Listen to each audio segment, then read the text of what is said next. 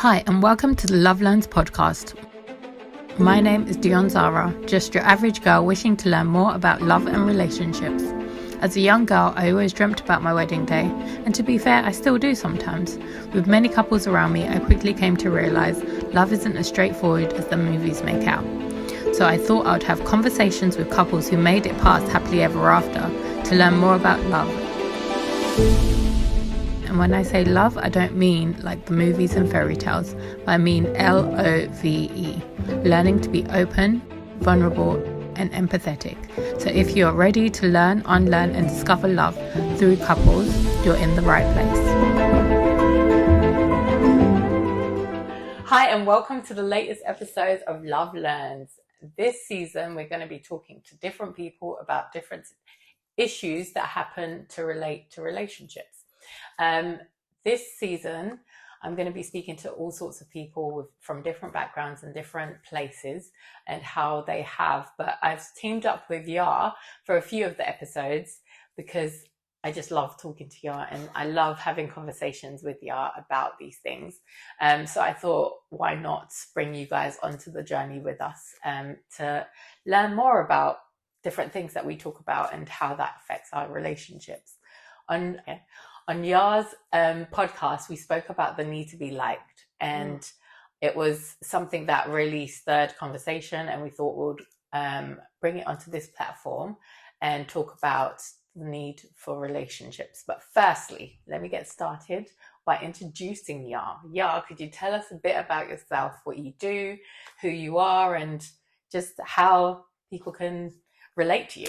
Oh, thank you, Dion. So my name's Yar. I'm a coach and a mentor. I help women and young people who feel stuck in different areas of their lives to break through that stuckness so they can live a life full of prosperity, joy in all areas of their life, really. Because when we're good to ourselves, we're then good to those around us too. And it helps build us community and helps us have great relationships with ourselves and with others. Awesome. Thank you so much for coming on. As I said, on our last conversation on your platform, we spoke about the need to be liked. And we ended on the topic of conversation, community, and how the need to be liked can show up within community. But we are going to deep dive a little bit more into relationships and how it shows up within relationships. Yeah, do you have any stories or any instances where you had a need to be liked by a specific group of people or by someone that you know in any sort of relationships? Oh yeah, most definitely. And I would have said at one point it would probably be in all relationships that we're in. So whether it was friendships, whether it was family relationships, whether it was intimate relationships, because I didn't know myself. And so because I didn't know myself, I wasn't really happy with who I was. So it became this whole thing of wanting or needing to please other people, because I thought that if I made other people happy in turn, that would make me happy. And it didn't. So I was always seeking the approval of others.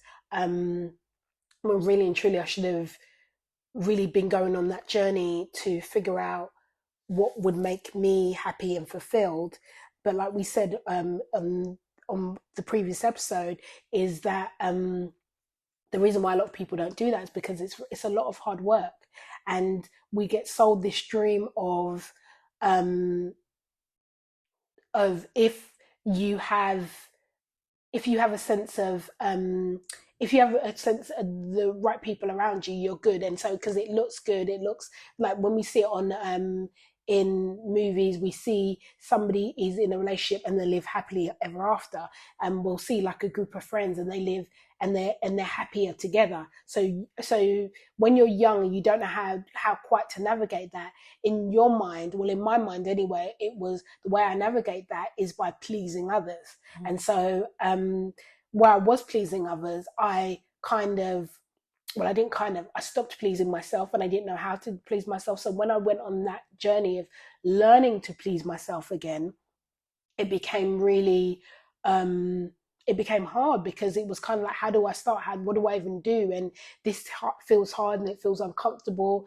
And then it's then thinking to yourself, will people even accept me if I do that? So that was really, really, that was hard to navigate. And then realizing on top of that as well is that it becomes a journey. And it's like you were saying as well, is that in terms of with community, in community, it can be hard because then it becomes the whole idea of community is for us to help each other, but then ego can get involved. And when ego gets involved, it becomes a kind of sense of one-upmanship. So are these relationships that we are in, are they really serving us or are they hindering us? So Yeah, and it is very true when we don't bring ourselves into community as ourselves, we tend to kind of give a false image of ourselves to others, and people build expectations on those things. So like if I know that I'm not good at something, but I'm acting as if I'm good at something, and people come up to me and ask me to do that particular thing, I'm also in turn hurting myself because I'm also like putting myself down because I know that I can't do this the best way that I can do it because Yeah. I'm not doing what I would normally be doing. I'm doing something against my own self. Yeah. And it makes it harder for people to even trust us sometimes because they start to see that, oh, that's not, she said she was good at this, but she's not actually good at this. So maybe I Yeah. can't rely on her to do this or that. But I think when it also builds expectation of you, which you don't want to have either. So it's kind of like, oh, okay, how do I get to a place where I'm being myself and people still accept me? Yeah. And you were saying about like, are people going to accept me? Yeah. How have you found it going through this journey of being accepted for who you are rather than who you want people to like you for? I think a lot of it comes from not learning not to care what other people think because it's an opinion and we all have them, and it's learning to do what's right for me. Okay. And learning to do what's right for me means learning to do what's right for me. So that requires figuring out, and then also, like I said in the previous episode, was it's knowing that in this season of my life, what's right for me in terms of friendships, relationships, even myself, may be different or look different in the next season of relationship, in the next season that I'm in of life. And being okay with that and knowing that it will look different. Because I think a lot of needing to be liked, when we have that need to be liked in relationships, we allow ourselves to be pigeonholed. So people come to know you for this particular thing. And so whether it's you're the person they can always go to, they can always rely on to do a certain thing. If you say it's going to get done, it gets done. And now you're now becoming you're setting boundaries with that. And when you set boundaries, is like, well, I can do this, but I can't do this, or I can't do this at this time, but maybe I'll be able to do it another time. And learning to basically it's teaching people how to treat you and being okay with that, and people learning to accept that how they're treating you, what is acceptable for you.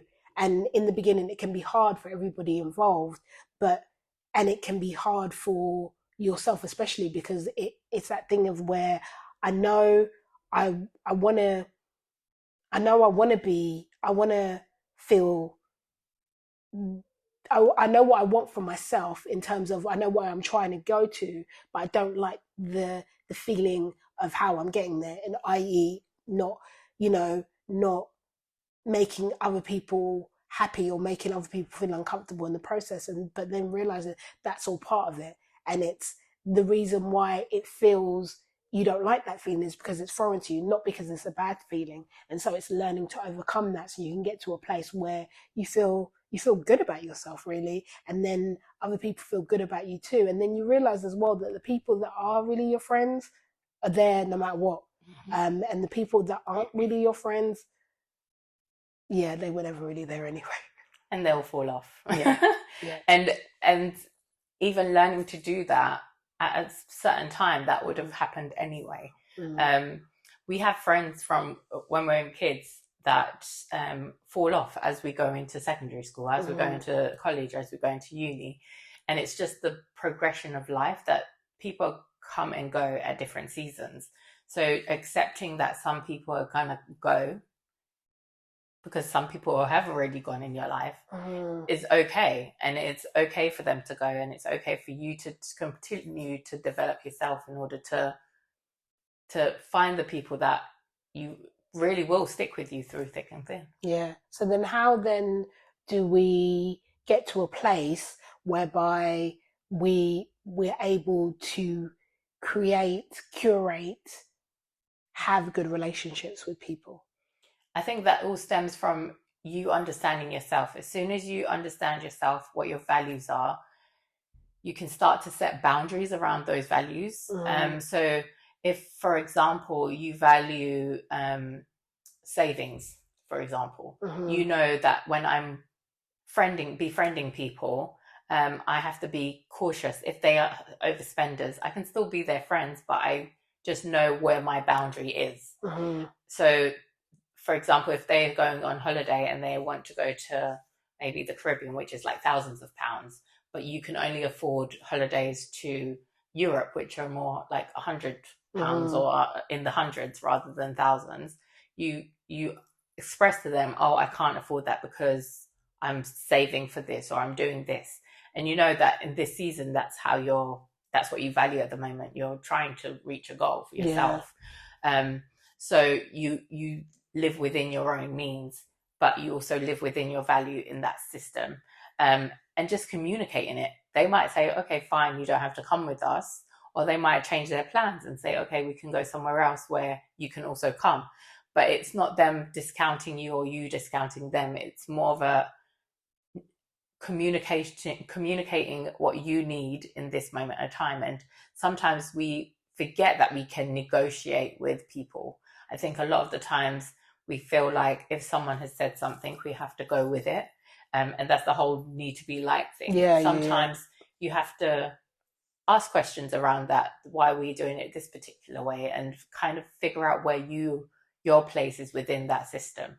And I think when we start to understand where we lie within the system, we know how to bring our help. We know how to bring our strengths, and where other people can also bring in their own strengths.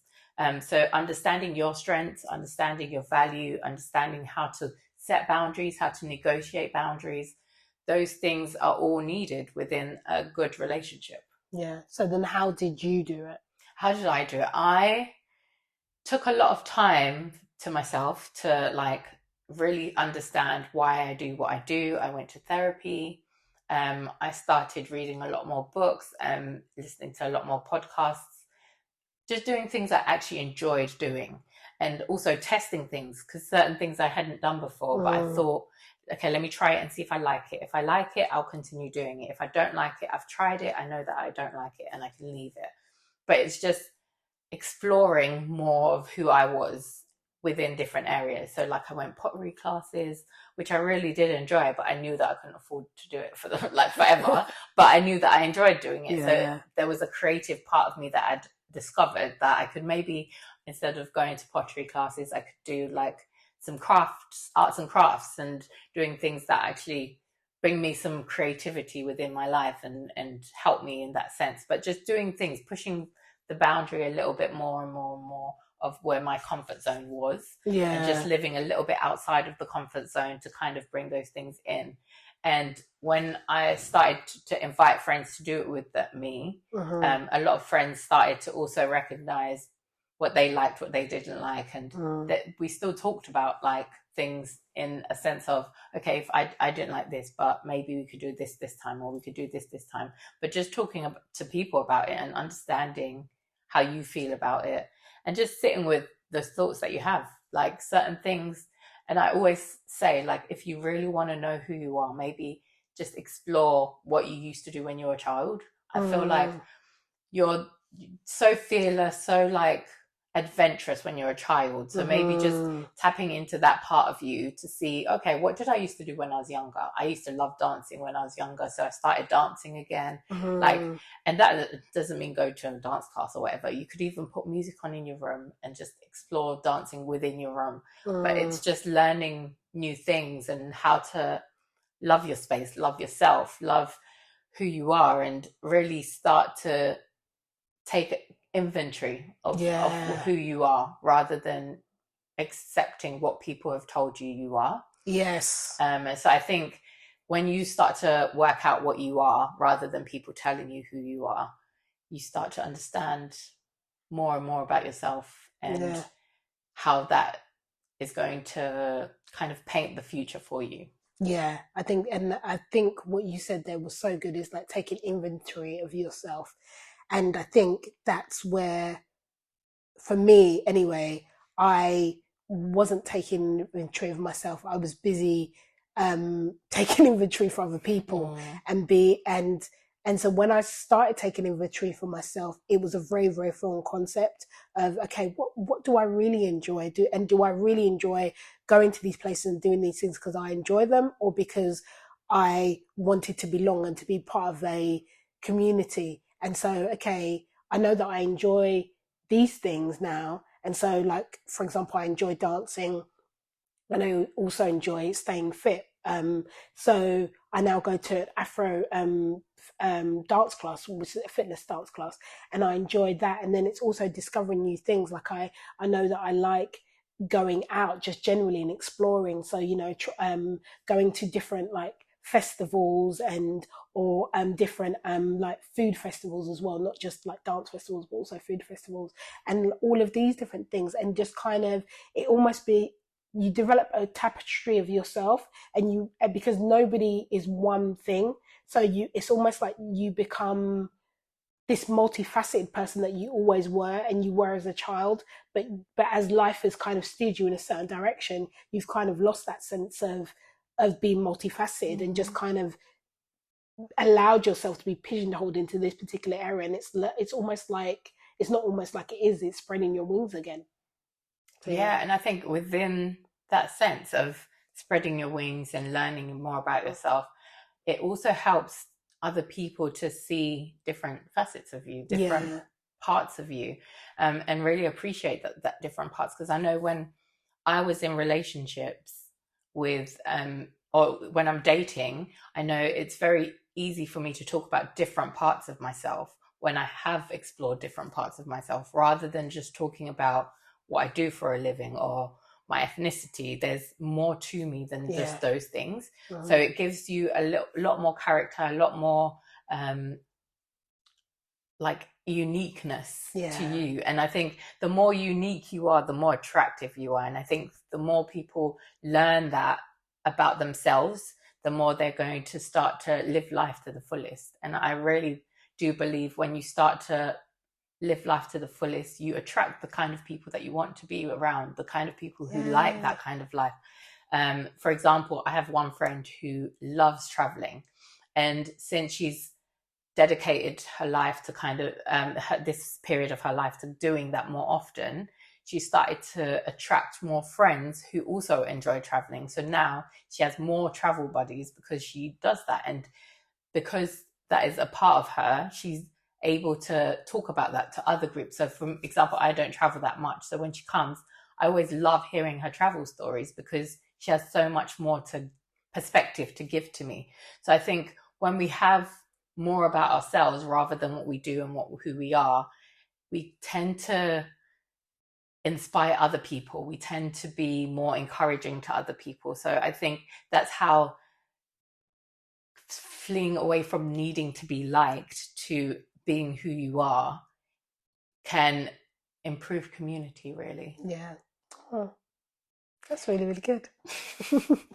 Guys, thank you so much for joining the podcast this week. As I said, these are going to be short and sweet bites with like mostly but we're going to have other guests as well here and there. But this has been lovely, and we're going to continue doing these bite-sized sessions just to kind of give insights, have conversation, just be open. So if you also have any stories about the need to be liked, just pop it in the comments so that we can read through them, and also share how we've developed through those things and how we could continue to develop through these things, just to encourage and help other people, guys. So thanks for watching this episode, and we'll see you in the next one. Bye, guys. Bye.